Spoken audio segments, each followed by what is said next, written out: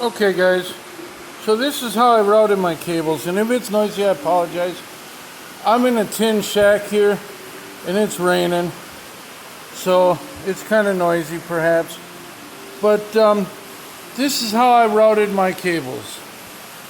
Came up off the factory here, down right here, right there, like so, and then in.